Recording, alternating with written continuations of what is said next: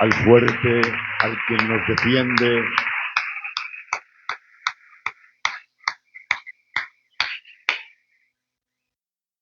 Aquel que va delante de nosotros. Menos mal. El Dios que no siempre vemos, pero siempre está. Amén. A veces nosotros lo perdemos de vista a Él. Él nunca nos pierde de vista a nosotros. Él es el que está al tanto, con un sentimiento paternal, cuidando de los hijos. Amén. Y en esta hermosa tarde nos sentimos arropados por Él. Amén. Yo doy gracias al Señor por dejarme conocerles y a través del coordinador de los jóvenes, que pensaran en mí y los demás hermanos para compartir una tarde con ustedes. Me alegro de ver caras conocidas. Ya he bajado alguna vez por aquí Galicia, Vigo, en Coruña, he estado también en Ourense y en algunas iglesitas. En Santiago, en la capital, no había estado y hoy debuto en la capital. Y de verdad que con muchos de vosotros se ha entablado un vínculo. Mi hermano Antonio, mi hermano Fredo, mi hermano Naín, mi hermano Manuel, y algunos siervos más que hemos congeniado, que nos hemos visto, porque esto va de hermanos, hermanos. Que a veces olvidamos que esto va de hermanos. La palabra de hermanos pesa mucho. Amén. Y ojalá este vínculo de hermandad, de unidad y de fraternidad vuelva a reducir en medio de la obra del Señor. Amén. Así que yo hoy no me siento extraño, me siento en mi casa, dichoso, privilegiado de que el Señor me vuelva a prestar los oídos de los hombres de Dios para este tiempo. Amén. Tengo una palabra comprometida porque el tiempo es comprometido y no podemos ir por las ramas. No son tiempos fáciles, son tiempos difíciles y hay que hablar de lo que hay que hablar, que es de la palabra del Señor. Amén. Y últimamente pues estoy predicando un mensaje. Como lo voy a predicar a hoy, pues no lo he predicado nunca. Los que me conocéis un poquito sabéis que me cuesta mucho repetir un mensaje. No es que me cueste, que no sé. Amén, no sé. Entonces necesito que el Señor me ilumine de mis propios mensajes para poder, pues, traerlos. Amén. Eso es más costoso, pero te sientes mejor. Amén. Porque lo importante no es solamente predicar, sino, dice la palabra, que la palabra a tiempo, cuál buena es. Es decir, todo es palabra de Dios y cualquier verso de aquí o cualquier enseñanza que traigamos será palabra de Dios. Pero la palabra a tiempo es otra cosa. Y hay palabras que son a tiempo. Si quitas la música esa, y yo cuando te diga, me acompañas tú de verdad, ¿vale? A mí me gustan las cosas películas. Amén. Pero ahora déjame empezar a mí solo y después me acompañas que te necesito. ¿Ustedes están dispuestos a escuchar la palabra del Señor? Amén. Yo traigo un tema muy serio, porque esto del Evangelio es muy serio, y hoy que nos encontramos con un elenco de hombres, de jóvenes, yo soy de los que creo que podemos mejorar. Igual lo creo yo solo. Yo creo en la juventud. Hay quien empieza a descalificar a los jóvenes y dice, no vale que esto... Bueno, mira, todo aquel, dice la escritura dice, todo aquel que diga que el tiempo pasado fue mejor, dice, en él no hay sabiduría. Amén. Luego entonces lo que tenemos que hacer es potenciar a la juventud de ahora para que sean mejores que nosotros. Amén. Y a eso me dedico. Amén. A eso pongo mi vida en el Evangelio, para mejorar a la obra del Señor. Ese es el fin del ministerio. El ministerio no está para exhibirse ni para ser popular ni famoso. Dios constituyó 5 ministerios no para el interés propio y la pretensión de la persona, sino para la perfección de los santos. Luego todo esfuerzo es vano si no va con una perspectiva de que mejoremos. Amén. Y desde aquí, pues le voy a hablar como lo que soy, un pastor. Amén. Yo esto siempre lo dejo muy claro, porque yo sé que estamos acostumbrados a escuchar predicadores que tienen ese don de predicar y ese oficio, pero ustedes no tienen delante un predicador de oficio, tienen un pastor. Y yo, como corazón de pastor, me voy a dirigir a la juventud de Santiago con mucho cariño y a todos los hombres que veo y gente pues más mayor, con mucho respeto, pero voy a ser fiel a lo que Dios ha puesto en mi corazón. Un consejo que no solamente va a llegar a la juventud, sino no va a llegar a más gente de edad. Creo que ha llegado el momento de volver a respetar lo sagrado. Amén, amén. De que lo sagrado vuelve a coger el valor que tiene. No es que se merece, es que lo tiene por naturaleza. Amén. Necesitamos de nuevo recuperar valores para que todo el mundo no se vea, para que todo el mundo no pretenda ser. Amén. Para que todo el mundo no se encapriche de teclados, de tambores o de micros. Amén. Esto es muy sagrado. La salvación es universal, impersonal, pero el llamamiento a servirle a Dios es otra cosa. Amén. Y necesitamos, para recuperar la deriva donde nos encontramos ahora mismo, todos estamos afectados por lo que oímos, lo que escuchamos, y necesitamos recuperar la credibilidad primeramente en nosotros mismos para que la gente vuelva a creer en nosotros. Dirán, esto va de que creen en Dios. No, eso no es bíblico. A Dios nadie lo vio jamás. Amén. Nosotros somos la luz del mundo, la sal de la tierra, los testigos del Señor. Nosotros somos el real sacerdocio, la nación santa, el pueblo adquirido por Dios. Luego entonces no podemos eximir de la responsabilidad que Dios ha puesto en nuestras vidas, que no es otra que dar su imagen. Amén. Amén. Parece que se enfadado, pero no lo estoy. Sí que estoy indignado, estoy dolido. Amén. No con ustedes, sino con todo a veces lo que hay alrededor, ver cómo la gente se levanta en contra de nuestra misión preciosa, porque es preciosa. Yo es que yo la amo, yo es preciosa. He invertido 30 años de mi vida en ella y es preciosa. No es perfecta, pero es preciosa. No es perfecta, pero es de Dios. Podíamos ser mejores, sí, pero Dios sigue estando con nosotros. Aleluya. Amén. Y no permito, como no permitiría que hablara mal de mi casa, no lo permitiría. Amén. Así que vamos a ser defensores de la verdad del Evangelio y vamos a intentar lavarle la cara a nuestra hermosa casa. Amén. Bueno, yo voy a tomar una historia antigua y a ver la actitud de unos pocos, cómo marcó a toda una generación. Voy a hablaros de la historia de una tragedia. De una tragedia que está escrita y hay un fin en todo lo escrito antiguo. El fin es el siguiente, dice Romanos capítulo 15, verso 4. Dice, porque estas cosas se escribieron antes para nuestra enseñanza. Amén. Dice Primera de Corintios capítulo 10, verso 11. Y estas cosas acontecieron como ejemplo y están escritas para amonestarnos a nosotros. Es decir, todos los acontecimientos antiguos pasados por el pueblo de Israel son un ejemplo viviente de lo que no se debe hacer y lo que sí se debe hacer. Luego entonces recuperaremos una tragedia antigua para que nosotros no caigamos en ella. Amén. Una historia lamentable que ojalá nunca se vuelva a repetir. Es la historia donde el pueblo de la presencia perdió la presencia. Cuando la presencia era la señal de la identidad. Perdiendo la presencia, perdieron a Dios. Pero ellos se quedaron con las cosas de Dios, olvidando al Dios de las cosas. Amén. ¿Me acompañan ustedes a esta aventura?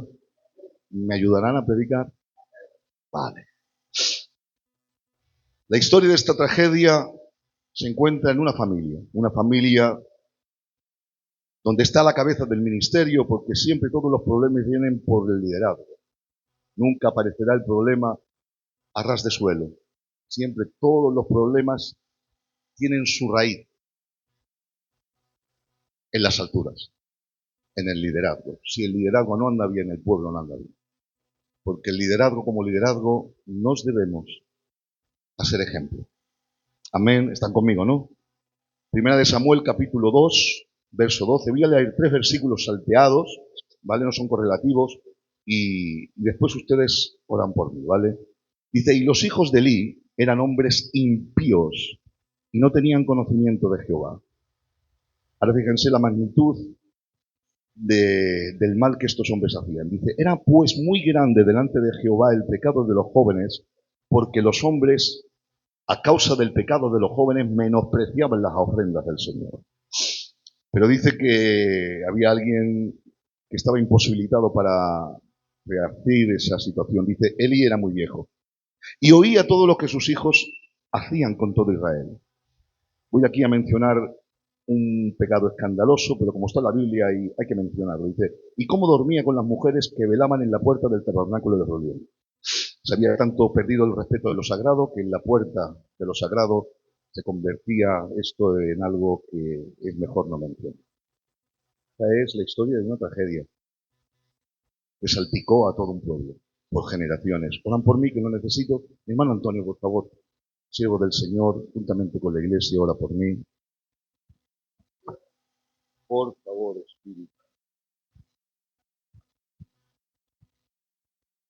Y el pueblo puede decir un fuerte amén. Esta historia que hemos leído, si ustedes leen todo el capítulo 1, el capítulo 2, el capítulo 3, se intercala también con la esperanza. O sea, es la historia de una tragedia, pero en medio de la tragedia ya resurge lo que va a ser la esperanza. Yo le leo el texto que hace referencia a que en medio de este caos Dios ya tenía la solución. Primera de Samuel, capítulo 2, verso 18. Dice, y el joven Samuel ministraba en la presencia de Jehová, vestido de un efod de lino. En el verso 26 dice la Biblia, mientras que estás contando la historia de estos hombres impíos que hacen lo malo, pero dice la Escritura, y el joven Samuel iba creciendo y era acepto delante de Dios y delante de los hombres. Fíjense que en el mismo ambiente donde unos se habían perdido la credibilidad, otro la estaba consiguiendo. Bendecido sea el nombre del Señor. Porque Dios siempre tendrá recursos de hombres fieles que reviertan la situación. Por eso yo soy de los que creo que aún vamos a ser mejores. Es que yo creo, soy un hombre de fe, pero es que soy un hombre de fe. Yo creo en la generación que viene detrás, que esto lo va a sacar para adelante. Simplemente te voy a dar el consejo de tu vida. No mires los malos ejemplos, no te dejes arrastrar por los malos testimonios. Hay un lugar donde uno crece y se desarrolla y adquiere credibilidad. Es cerca de la presencia del Señor. Qué misterio que en el mismo lugar donde unos se corrompen, otros crecen, se desarrollan y aprenden a oír la voz de Dios. Amén. Porque el que no quiere, no quiere. Pero el que quiere, quiere. Porque aún está Dios en medio nuestro. Yo le doy un aplauso, que me emociono. Te adoro, te adoro. Espíritu Santo. En toda esta historia de esta tragedia hay un punto culminante que todo gira al torno a lo que vamos a leer ahora en el capítulo 3 de 1 Samuel, verso 1. Como ustedes saben, es un texto muy reconocido, donde la palabra de Dios evidencia la situación que se vivía en aquellos días. Dice, y la palabra de Jehová escaseaba en aquellos días. Por consecuente, no había visión con frecuencia. O sea, la ausencia de ver y de luz era la ausencia de la obediencia a la palabra. Aquí cuando dice la palabra escaseaba, no está diciendo que hubiera poca palabra o que habían escondido el libro, no. Está hablando de unidad de peso. Es decir, la palabra estaba, lo que no se le daba el valor. Amén. Tenían la Torá, tenían las escrituras, pero no se le daba valor. Amén. No se le daba el valor que la palabra tiene. A veces la consultaban, a veces para celebrar algún rito y alguna fiesta solemne se sacaba el rollo de la Torá, pero no se respetaba. Amén. ¿Por qué? Ellos cometieron un error que a veces podemos cometer nosotros. Hemos dicho en la palabra que hemos leído que hay ciertos errores que en la Biblia están descritos para ser ejemplo y no que nosotros no lo comentamos. Pero esta gente hizo algo. No solamente eran ricos en palabras, sino en cultura. Amén. Porque la cultura hebrea era impresionante. Era una cultura también derivada de la misma palabra de Dios. Simplemente que ellos se mezclaron con muchos pueblos y también las culturas pues se mezclaron un poquito. Pero aquí tenían un problema. El problema es, a veces el problema que tenemos nosotros también. ¿Por qué ya no se le daba tanto valor a la palabra? Porque se le daba valor también a la cultura. Amén, amén, amén, amén. Y ese no es el error que debemos de caer en este tiempo. Porque nuestra cultura es buena, respetuosa e impresionante, pero no es comparable a la palabra del Señor. Nuestra cultura sirve para mi casa, nuestra cultura sirve para mi familia, pero no sirve para gobernar la iglesia del Señor. ¿Por qué? Porque la costumbre y la cultura nunca será equitativa. Aleluya, la palabra sí. Amén. Pero yo de todo esto voy a decirlo con la Escritura. Amén. ¿Cuál es el resultado de no dar valor a la Escritura, o no consultar a la Escritura, o no ministrar conforme a la Escritura, o no corregir conforme a la Escritura, o no discipular conforme a la Escritura, o no hacer miembros de una iglesia conforme a la Escritura? El resultado es impresionante. Al no consultar, a no priorizar, dice Habacuc en un tono, hermanos, de lamento, capítulo 1, verso 4. Dice, por lo cual la ley es debilitada. Al no prestar atención a la ley, ha ocurrido algo. El juicio sale torcido. Es decir, todas las administraciones que se hacen a golpe de cultura o experiencia, sin consultar a la palabra del Señor, nunca será equitativo. Siempre molestarás a alguien, porque la cultura va ligada al parentesco, y el parentesco al sentimiento. Amén. Y la cultura no tiene tanto poder para separar las funciones. La palabra de Dios sí. Bendecido sea el nombre del Señor. El juicio sale torcido, porque no hay equilibrio fuera de la Escritura. No se puede corregir una iglesia fuera de la Escritura. No se puede corregir un matrimonio fuera de la Escritura. No hay equilibrio.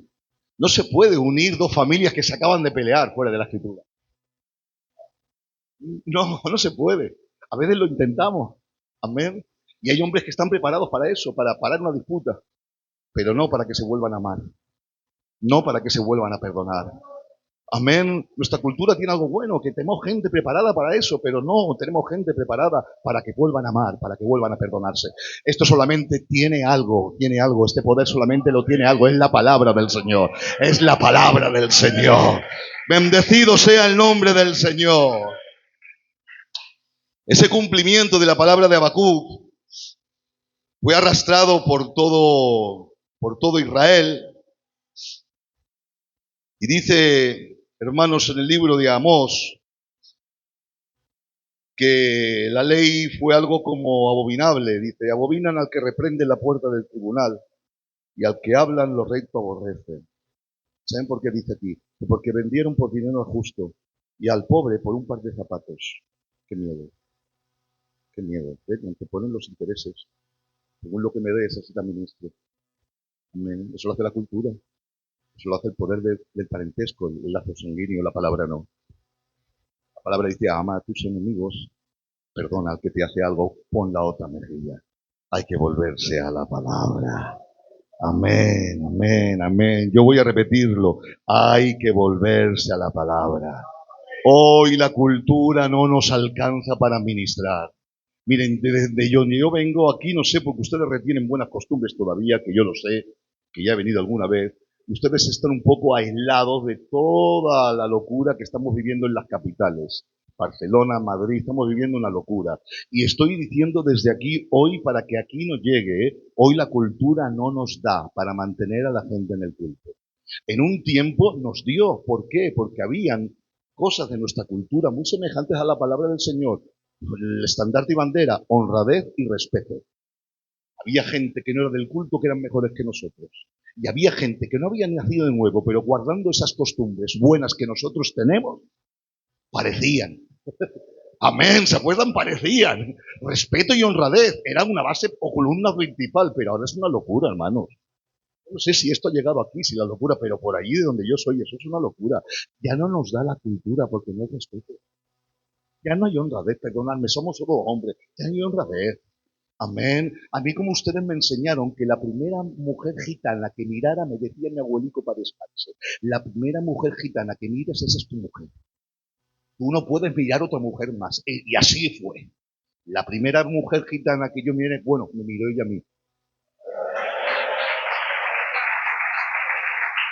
Tenía 15 años y me miró.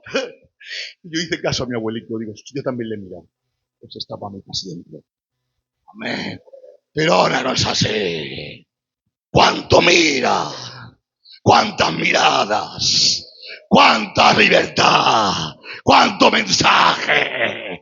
¡Cuánta depravación! ¡Cuánta falta de respeto! ¡Oh, que Dios nos ayude a recuperarnos, no a través de la cultura, sino a través de la palabra!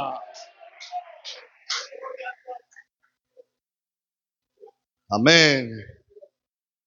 Amén. Amén. Hay que volverse a la Palestina Blantal. Hay que volverse a la palabra si queremos cuidar de nuestra juventud.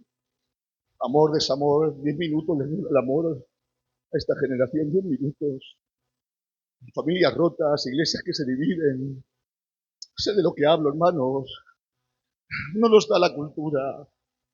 Por un tiempo sí, pero ya no nos da. Que no nos da.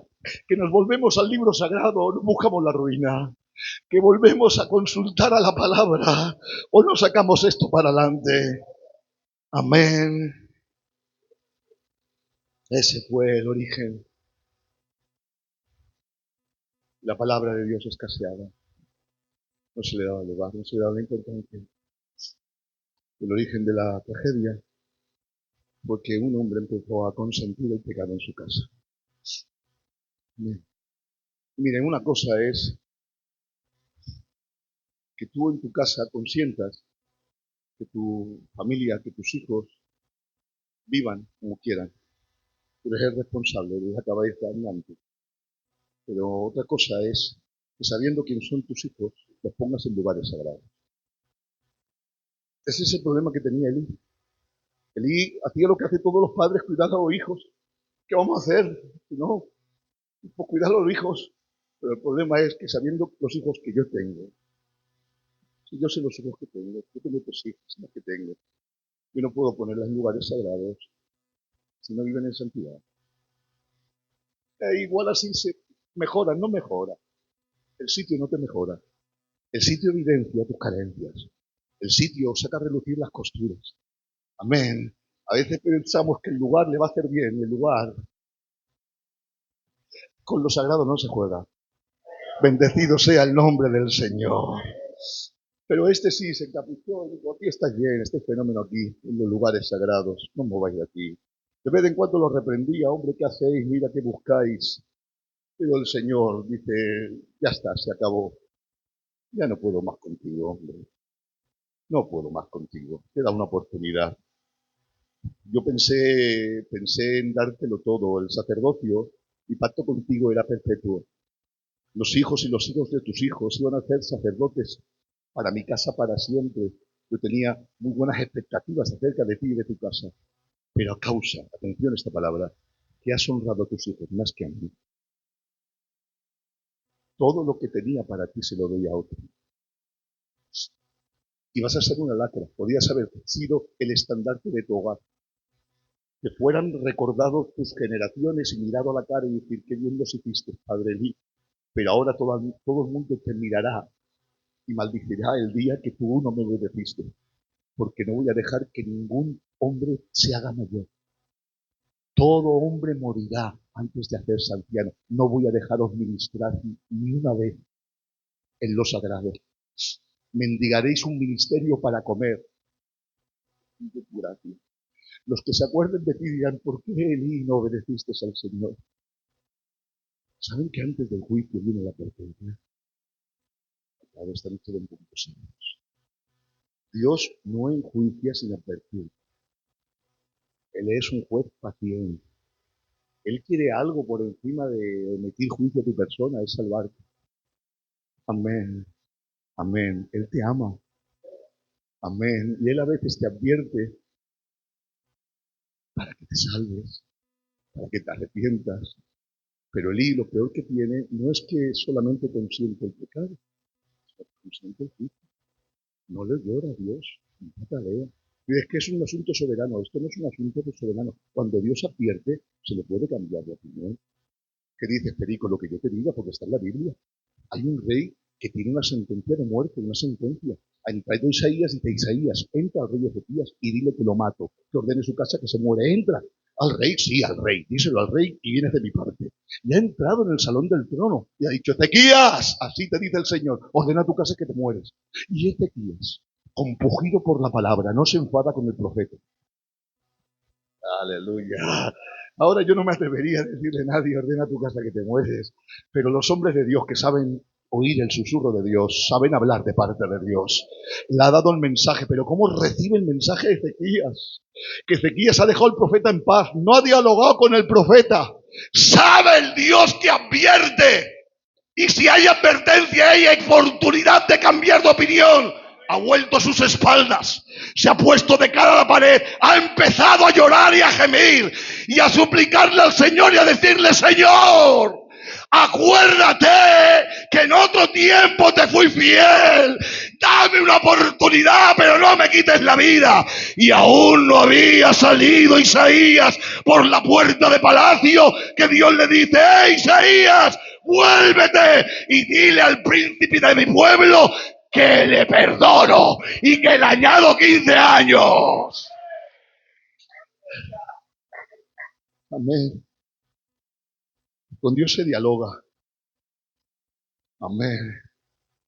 Y a veces hay advertencias de parte de Dios que Dios nos la da, porque aún estamos a tiempo. Pero este no. Este no. Este asumió. Dice, si Dios ha hablado, ha hablado. Bendecido sea el nombre del Señor. Continúo un poquito. Amén. Yo como lo estoy recibiendo, yo tengo mi esquema, pero yo me dejo guiar por el Espíritu del Señor. Amén. Declara la palabra de que estos hombres ostentaban lugares sagrados y ser santos. No lo digo yo, lo dice la palabra. Capítulo 2, verso 12, de Samuel. Los hijos de Elí eran hombres impíos y no tenían conocimiento de Jehová. Aquí la palabra conocimiento no es conocimiento intelectual, lo tenían. Ya que un hebreo aprende a leer y a hablar con la Biblia. Ellos nos tienen el libro de escolarización de I.O. Ellos aprenden a hablar con, en el principio Dios creó los cielos y la tierra. Amén, ese es su libro de escolaridad. Luego entonces, el conocimiento intelectual lo tenían. Lo que no tenían era algo que era primordial, aún por encima del conocimiento intelectual, de la palabra de Dios, que es importantísimo. Cuando habla la palabra de conocimiento, habla de relación, de experiencia. Amén. Amén. Habla de experiencia vivida, habla de comunión íntima, habla de relación entre hombre y mujer. Amén. Eso es conocer a Dios. Pasar rato con Él. Estar a solas con Él. Pues estos hombres querían las cosas de Dios, pero no querían al Dios de las cosas. Esa era la ausencia del conocimiento. No habían pasado una noche sin dormir con Él, una noche sin comer, simplemente se estaban aprovechando de ser lo que eran. Dice, eran hombres impíos. La palabra aquí impío significa lo contrario a lo justo. Su impiedad radicaba en que ejercían servicio por interés. Amén. Porque eso es impiedad. Servir a Dios por interés es impiedad. Amén. Amén. ¿Se le puede servir a Dios por interés? Sí. Capítulo 7 del libro de San Mateo. Dice, en aquellos días muchos me dirán, en tu nombre hicimos, hicimos. Y yo me creo que hicieron, porque si lo dice la Biblia, lo hicieron. Pero el servicio no compra. El servicio no compra la relación. Jesús les dirá en aquel día, nunca os conocí. Notad otra vez el vocablo conocer. Conocer no es algo de intelecto, es que nunca estuvimos a solas. No pasaste una hora conmigo.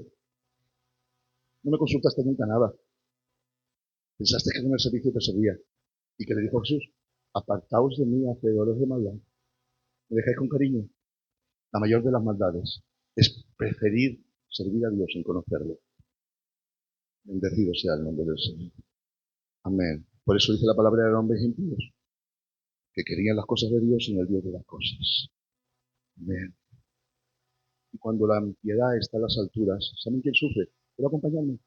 flojito, ¿vale? Y tú vas subiendo. También, amén. Un mensaje serio, pero es la palabra de Dios. ¿Sí? Tú lo ves que es palabra de Dios, ¿verdad?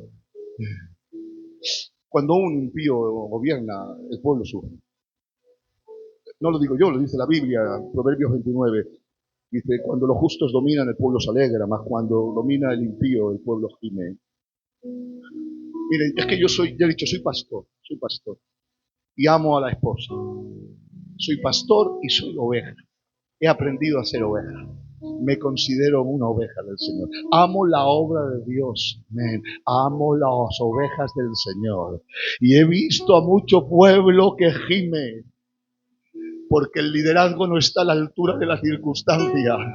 He visto gente que sirve por pretensión, por interés, por fama, por dinero, por lucro. ¡Lo he visto! Y ustedes también, aunque hoy no quieran decirlo. Y la repercusión es que el pueblo gime. La palabra gemir es gemir de agotamiento, es el suspiro del alma. Es un pueblo esperando a un justo que gobierne. ¿No han visto que hay gente que se sube en un púlpito y cambia el ambiente? ¿No han visto que hay gente que canta una alabanza y cambia el ambiente? ¿No han visto que hay pastores que te ministran en medio de una iglesia y cambian el ambiente? ¿Y qué ambiente? Te da ganas de orar, de buscar a Dios, de vivir en santidad. Porque cuando el justo gobierna, el pueblo se enriquece. Pero lo contrario es un gemir. Un pueblo que no se le cura. Aquí no estamos para entretener al pueblo, estamos para curarlo. El pueblo languidece si no se le corrige, si no es restaurado. No aplicar la medicina. ¿Cuál es la medicina? Médico. Proverbios capítulo 4, verso 20. Dice, estate atento, hijo mío, a la palabra. Inclina oído a ella y será medicina para tu cuerpo. Hay algo que cura al pueblo. Y no son mis experiencias, mis anécdotas y mis chistes de culto. Es la palabra. Aleluya. Dice Proverbios capítulo 3. Afirma el temor de Dios, apártate del mal. Vive en obediencia a lo que está escrito. Dice, y lo escrito será medicina a tu cuerpo y refrigerio para tus huesos. Es el poder de la palabra. El poder de la palabra que cuando se administra con la autoridad, no desmedida, sino en su justa medida por alguien que sirve a Dios simplemente por amor a este pueblo, el pueblo no gime, sino que el pueblo se alegra. Hay un sentir que me da miedo, hermanos. Es el sentir que sale en el capítulo 8 del libro de Jeremías. Y habla de un profeta quebrantado. Dice, quebrantado estoy. ¿Y por qué? Por el quebrantamiento de la hija de mi pueblo. Y hace 3 preguntas, o 2 preguntas. Dice, ¿no hay bálsamo en Galaad? Está hablando de una medicina, de un árbol que proporcionaba curación para las vidas. No hay bálsamo en Galaad. No hay allí médico. ¿Por qué entonces no hay medicina para mi pueblo? ¿Por qué mi pueblo se muere? ¡Sí hay medicina! Es el lamento de Dios a través del profeta.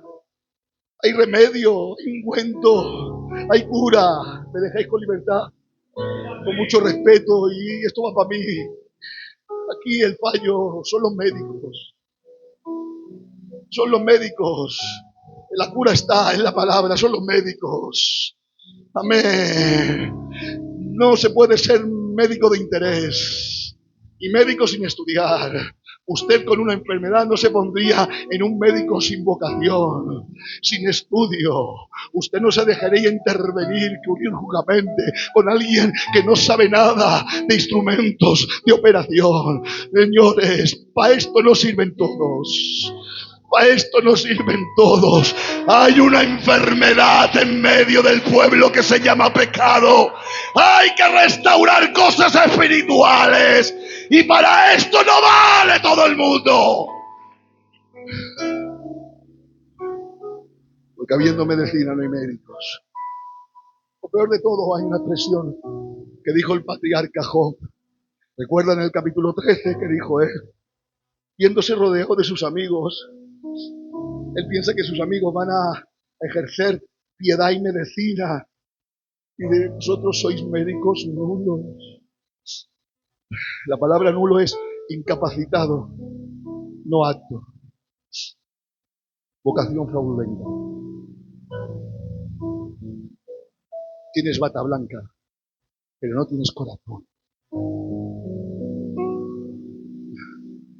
Ostentas un título, pero detrás no hay un llamado. Tienes posición, pero no hay autoridad divina.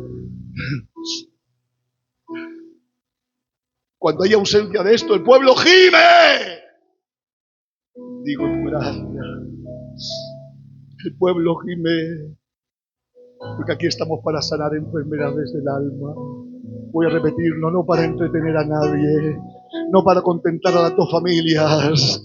Estamos para restaurar el alma. Bendecido sea el nombre del Señor. Yo digo, hay medicina. No digan nada si no quieren. Hay medicina. Hay medicina. Dice la palabra en el Salmo 107.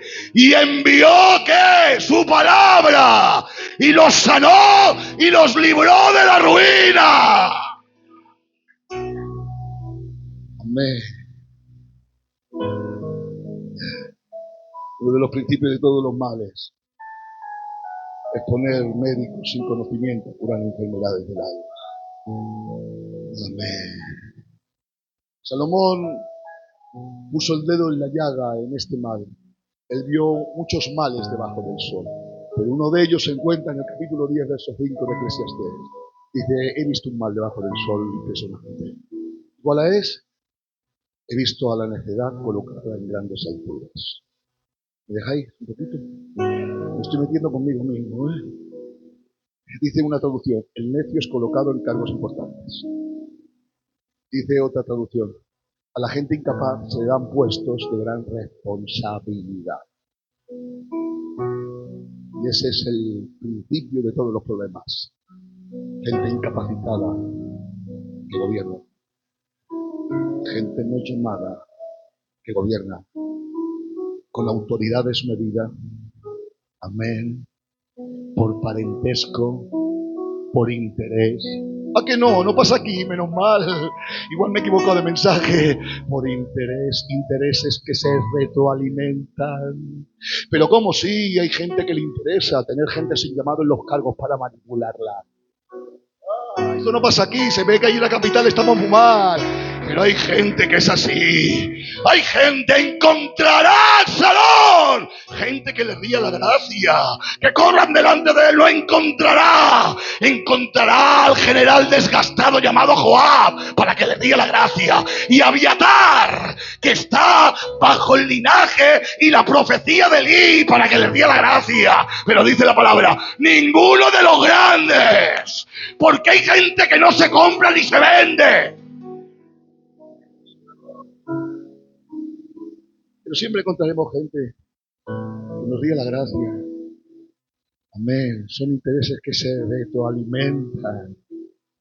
Siempre encontrará la zarza. La zarza siempre está dispuesta a reinar. Siempre. Vinieron los árboles a buscar un rey. Pero le preguntaron al olivo y el olivo dijo, conmigo no cuentes. Conmigo no cuentes. ¿Cómo voy a dejar de dar aceite para venir a ser grande?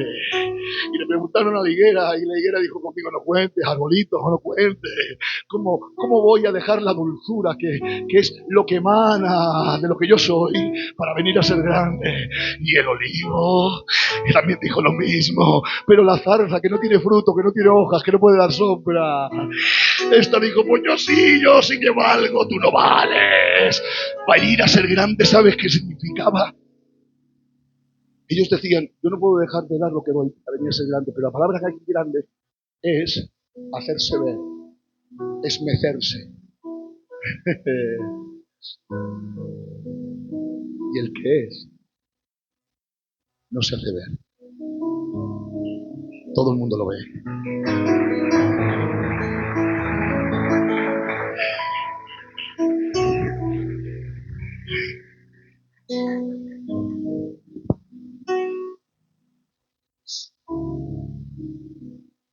situación se volvió insostenible, hermanos.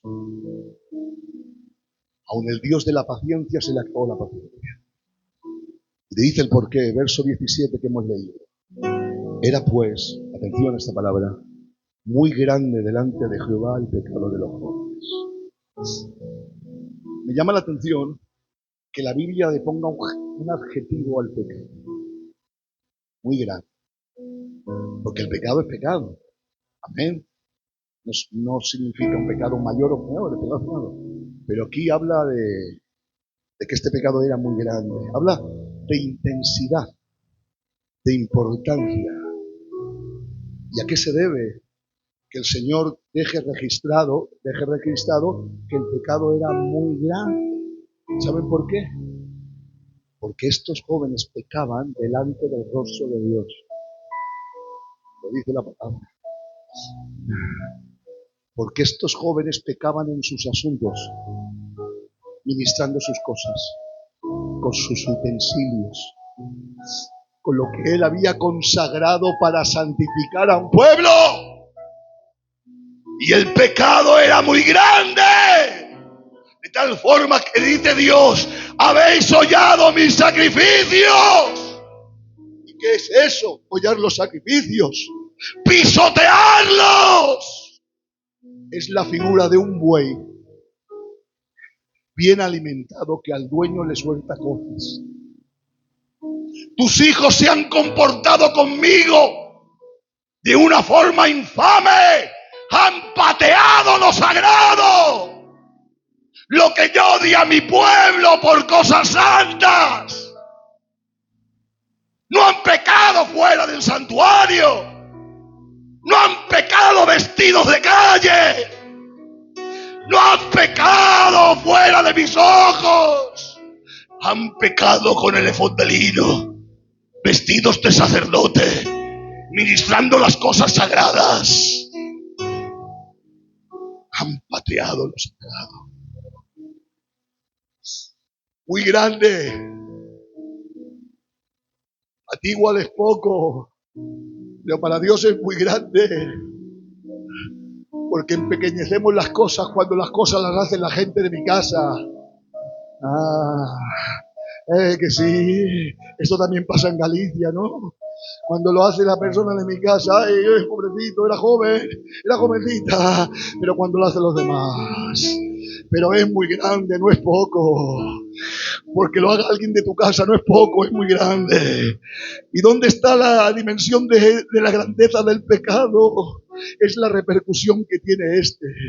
¿Y cuál es la repercusión? Dice, por esta causa mi pueblo menosprecia las ofrendas. Esto es terrible. Estos son los daños colaterales. La conducta de los hijos de Elí afectó al pueblo. El pueblo, ¿saben qué hizo? Se retiró. Dejó de asistir. Dejó de ofrecer. Viendo los ministros como ministraban y el pecado que hacían, dejaron de asistir. ¿Me dejáis con cariño? No, así no es. Esto no es cariño. ¿Qué es con cariño? Lo que hacemos repercute. Y a veces no hemos parado a pensar que nuestro pecado nos repercute a todos y sobre todo a Él. Amén. Por causa de la conducta de tus hijos, Eli, la gente ya no viene. Conductas inapropiadas que manchan su buen nombre. ¿Qué dice? No es que manche el nombre de Dios, lo dice la Biblia. Romanos capítulo 2, verso 4. Dice, está escrito, el nombre de Dios es blasfemado entre los gentiles por causa vuestra. Hay gente que dice, pues ya lo he hecho yo, el mal me lo he hecho a mí. ¡No! Somos un cuerpo, somos una casa, somos una familia. Lo que yo hago repercute. Y lo que vosotros hacéis repercute. Y empiezan los coros a no tener eficacia. Y después tampoco credibilidad. Empiezan los siervos a perder eficacia. Sin gloria, sin unción, sin respaldo. Y también se pierde la credibilidad. Aunque prediques muy bien, si vives muy mal, no sirve. Gracias. Aleluya. La palabra blasfemar no significa malas palabras sobre alguien, sino destruir la reputación de alguien. Es decir, había un dicho antiguo que decía: si ellos son así, ¿cómo será su Dios? Así es el pueblo, así es su Dios. ¿Qué hacemos? Con mucho cariño, siervos del Señor, nosotros el primero, ¿qué hacemos? Dejamos que esto sea un patio de colegio. Dejamos que todo el mundo hable mal de la obra de Dios, a veces con razones, o revertimos la situación, o empezamos a valorar lo sagrado. Esto se puede levantar, pero necesitamos gente comprometida, responsable. Que entendamos que la responsabilidad nuestra es que santifiquen y alaben su nombre, aunque no sean cristianos. ¿Saben qué dijo Jesús? El que a vosotros recibe, a mí me recibe. Aunque no se haga creyente, cuando tu conducta es alabada por la gente que conversa, están dándole la gloria a Dios. Y eso se trata, hermanos. ¿Me dejáis un poquito más? Aleluya. Necesitamos una generación que vuelva a marcar diferencia. No que sepa más, ya sabéis demasiado, sino marcar diferencia. ¿Cómo? ¿A través de qué? Del ejemplo. Voy a repetirlo, del ejemplo. No de la teología, eso también, pero del ejemplo. ¿Qué es ejemplo? Dice el antídoto que le da Pablo a Timoteo en el capítulo 4. Sé ejemplo de los creyentes en palabra, en conducta, en espíritu, en amor, en fe y en pureza. Ejemplo. ¿Qué es ejemplo? Alguien que es un estandarte, alguien que es un faro en la bahía, que está anunciando que si tu barca se hunde o estás a punto de la ruina, tengo una palabra de Dios para ti. Levántate como referente en medio del caos de este mundo. Es el ejemplo. Ministraba ayer esto, la iglesita de Santiago. Ser ejemplo no es un significado moral solamente, sino es un impacto visual. Malo, Manuel, siervo del Señor, estoy aquí acompañándome. Malo cuando uno tiene de decir lo que es y no lo reconocen por sus actos.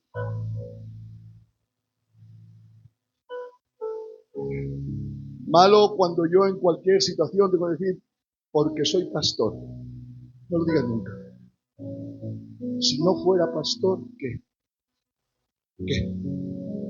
Si no fuera, si no fuera pastor, ¿qué? ¿Qué? Si hablas así del ministerio, que dejáis, está grabando, me mata. Si hablas así del ministerio, deja que pongan dudas en el ministerio. Porque lo que tú no te atreves a hacer por la toga que llevas, vas a provocar que lo hagan tus hijos en tu casa. Si lo que te sostiene de no hacer nada indebido es la toga de sacerdote, deja la toga y mátate como la gente. Porque lo que tú no te atreves a hacer por no perder el ministerio, mandas que lo haga tu casa. Y tú eres cómplice. Hoy llamado al perico.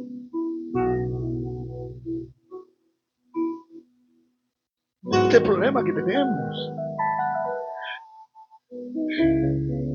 Ejemplo. La palabra ejemplo es molde de fundición, donde los escultores vertían el metal fundido para replicar de forma exacta obras de arte originales. Ser ejemplo es dar su imagen. Amén. Hay que volver al modelo original. ¿Están conmigo en eso? El modelo original, ¿alguien sabe cómo se llama? ¿Alguien sabe cómo se llama? ¿Quién es el modelo original? Jesucristo, Jesucristo, aleluya. Y cómo nos modela con el trato, vamos arriba, con relación, con obediencia. Es el cincel que hace de este barro inservible un recipiente para que él pueda poner su imagen.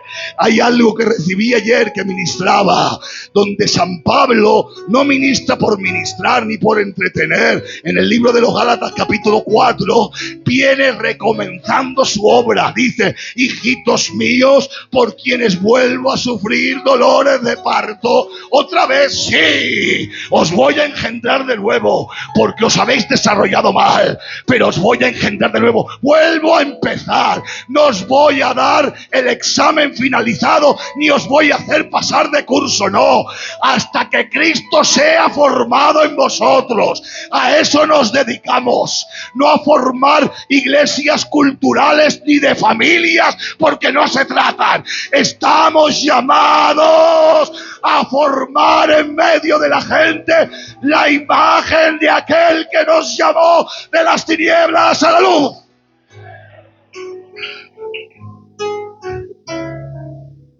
Y volvemos a empezar, Gálatas. ¿Qué? Sí. Volvemos a empezar.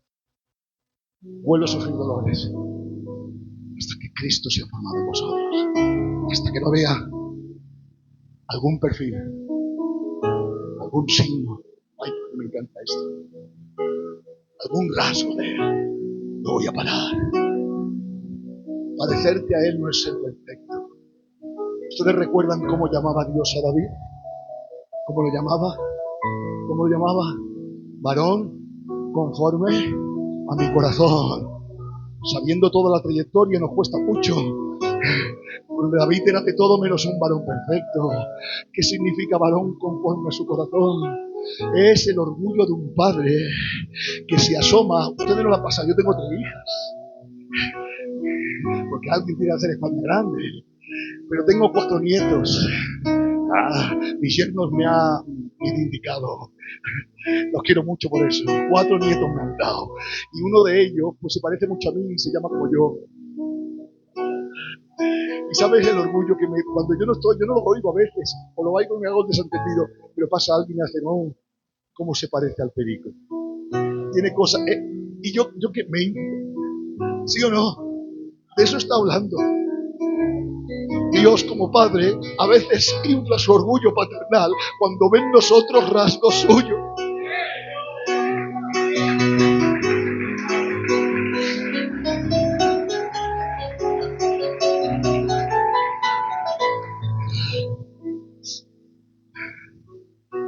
Efesios 4:13. Hasta que lleguemos a la unidad de fe y del conocimiento del Hijo de Dios, a la estatura de un varón perfecto, hecha a la estatura de la plenitud de Cristo. Me voy a hacer una pregunta, sobre todo los más jóvenes. Dime, ¿es posible? Dime, ¿me puedo parecer a Jesús? Dímelo. No, dime, pregúntame. Yo sé que tú lo sabes. Dime, ¿me puedo parecer a Jesús? Dímelo. Sí, que me lo preguntes. Sí. Sí.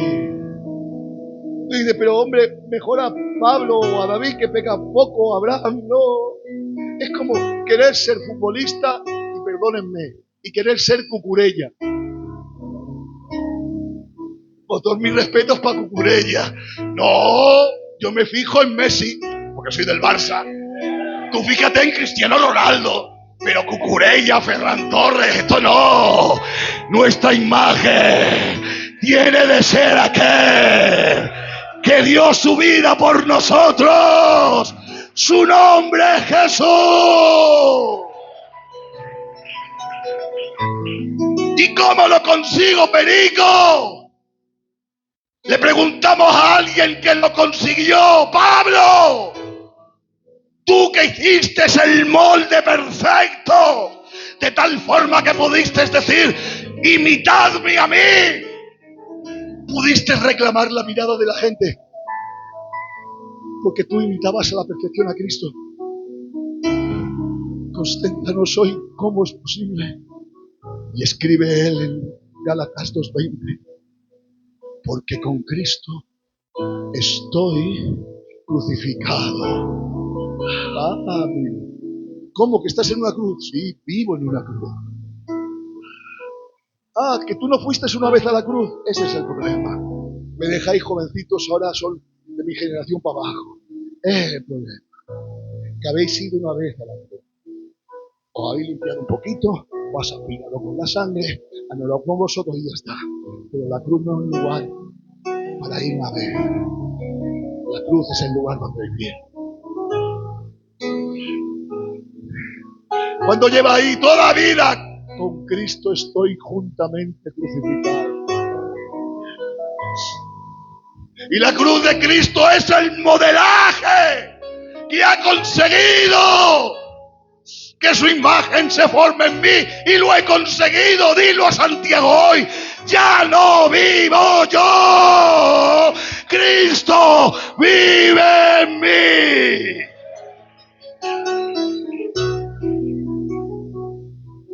Ay.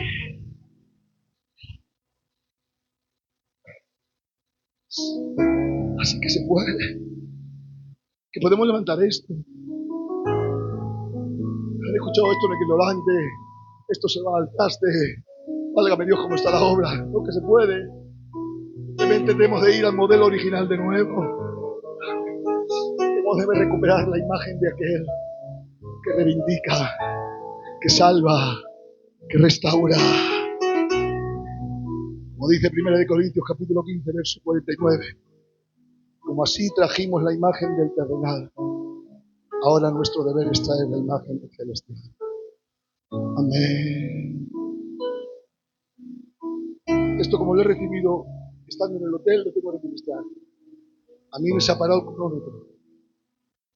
Hace mucha calor, pero se me ha parado el cronómetro. Así que yo, hasta que ustedes me digan que pare.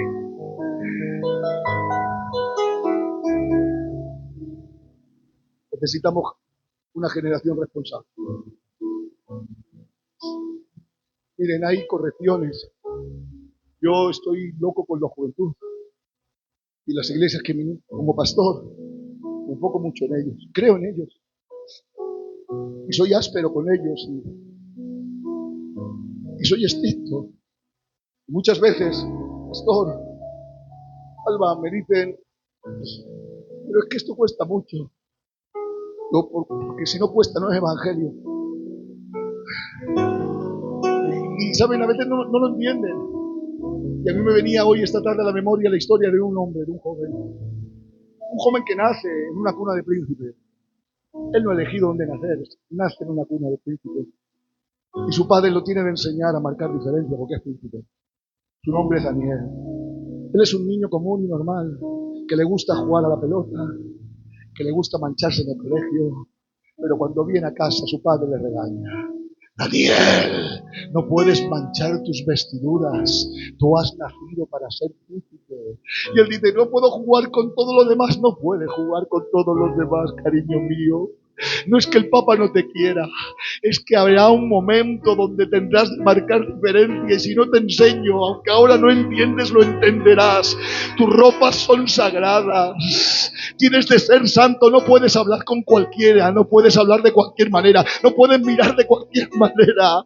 Tus vestiduras son santas. Y Daniel seguramente muchas veces a regañadientes diría, Papa, no lo entiendo. Lo siento, el Papa, tengo de disciplinarte, porque llegará un momento que me agradecerás todo lo que te he enseñado. Y a la edad de 15, 18 años es deportado a Babilonia con una escuela férrima de disciplina, de santidad. Ha vivido cosas que no ha entendido, pero cuando llega a la cultura de los babilónicos, envuelto en medio del paganismo, y quieren contaminarlo, le quitan la ropa de príncipe, le ponen ropas babilónicas, lo pintan con un babilónico, le cambian el nombre. Él ve el peligro, le ha enseñado a su padre, tú tienes de marcar diferencia, tú tienes de ser diferente. Y dice la palabra del Señor, y él se alejó de todo esto, y viendo, dice la palabra, y propuso, esta palabra me encanta, en su corazón no contaminarse. Como lo he recibido así lo digo. No lo siente. Daniel no siente. Porque hay solamente gente que mejora se siente. Cuando lo sienta, hay gente enganchada al tabaco y otros vicios y piensan que se van a dejar vicios cuando dejes ese. Cuando lo sienta, esto no son sentimientos, son decisiones. Los sentimientos, me perdonáis, los tienen los niños inmaduros. Las decisiones las toman los hombres. Y se propuso, ¿qué pensáis? ¿Que no le gustaba el cordero? Y el vino babilónico, ¿cómo que no? Que le gustaba, pero se propuso en su corazón. Agradeció las enseñanzas, la disciplina, lo que en la niñez no entendió, le sirvió para marcar diferencia. ¿Cuál fue el resultado? Trajo la solución al pueblo. Pasó toda su vida orando, buscando al Señor. Miren, me parece que voy a finalizar. ¿Cuál me queda aquí? Buen mensaje, ¿eh?